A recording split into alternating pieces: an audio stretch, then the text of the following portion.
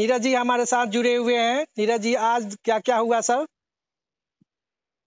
CTET दिसंबर अभ्यर्थियों का case आज पटना हाईकोर्ट में सुनवाई पर था और आज हम आपको बता दें कि सीटेट दिसंबर अभ्यर्थियों के लिए बड़ी खुशखबरी है कि बहस सकारात्मक रूप से सीटेट दिसंबर अभ्यर्थियों के पक्ष में हुई।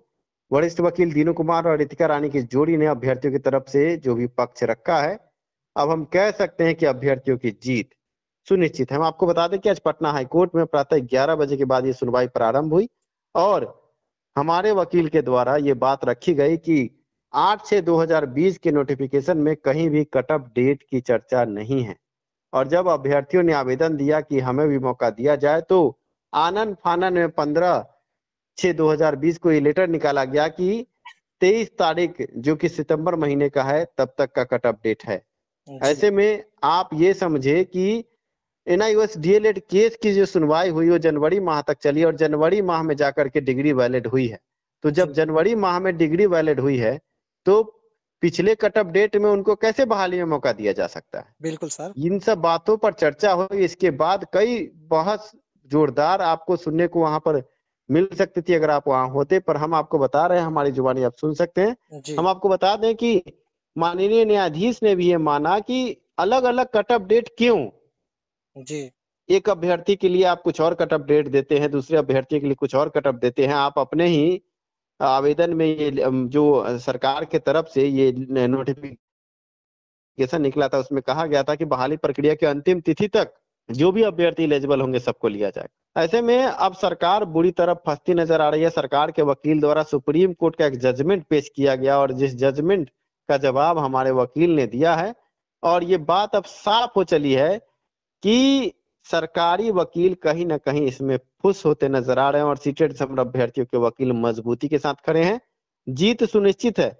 जो सुप्रीम कोर्ट का जजमेंट है उसमें भी सीटेट दिसंबर अभ्यर्थियों के पक्ष में ही कई बातें लिखी हुई हैं जिसकी चर्चा हमारे वकील द्वारा की गई और इसके बाद कहा गया कि फैसला सुनाया जाए। पर जैसा कि हम आपको बता दें कि 2 नवंबर की जो तिथि निर्धारित हुई है इसके पीछे कारण है कि सरकार को भी अब जवाब देना पड़ेगा।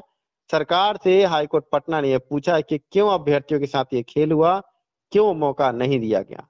2 नवंबर को सरकारी वकील अपना पक्ष रखेंगे और आशा है कि 2 नवंबर जजमेंट का दिन होगा, उसी दिन फैसला इस केस का आ जाएगा और अभ्यर्थी घबराए नहीं, अभ्यर्थियों के पक्ष में ही फैसला आएगा। इसमें रिजर्व रखने की कोई बात हमें नहीं लगती है क्योंकि सारा मामला बिल्कुल साफ है, क्रिस्टल क्लियर है और अभ्यर्थियों के पक्ष में ही फैसला आएगा। ऐसे में हम आपको ये भी बता दें कि हमारे तरफ से अधिवक्ता रितिका रानी और दीनू कुमार की जोड़ी ने कई मुद्दों पर सवाल उठाए कि आखिर ये कट ऑफ डेट इस तरह से जो घटाया बढ़ाया गया, इसमें जो सरकार के उच्च अधिकारी है वो अपने मन से कैसे कोई निर्णय ले सकते। जब नोटिफिकेशन एक बार निकल गया तो बीच बहाली में क्या यह अधिकार है कि कट ऑफ डेट को ऊपर नीचे किया जाए, और अधिकार जब है तो किस बिना पर अधिकार दिया गया जी। और ऐसा हमारे वकील के द्वारा दलील दी गई कि ये किसी का अधिकार नहीं। एक बार नोटिफिकेशन निकलने के बाद उसमें कोई बदलाव नहीं होता है।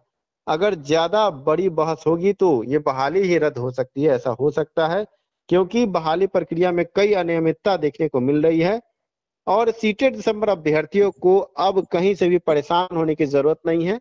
बड़ी बहस अभ्यर्थियों के पक्ष में हुई है। 2 नवंबर 2020 ये वो तारीख है जब अभ्यर्थियों की किस्मत का फैसला होगा।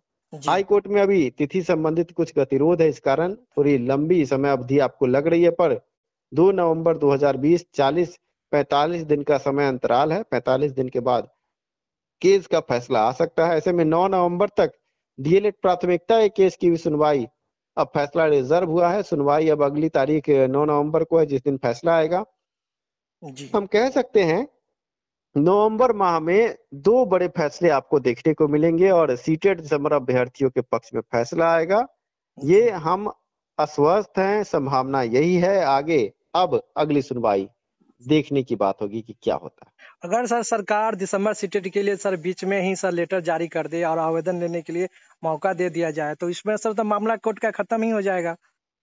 देखिए, जिस तरह से हमारे वकील के द्वारा बहस की गई है, सरकारी वकील भी ये समझ चुके हैं कि अब कहीं ना कहीं सरकार इसमें फंसती नजर आ रही है। अब शिक्षा के निदेशक, प्रधान सचिव और अपर मुख्य सचिव सभी को ये निर्णय लेना है।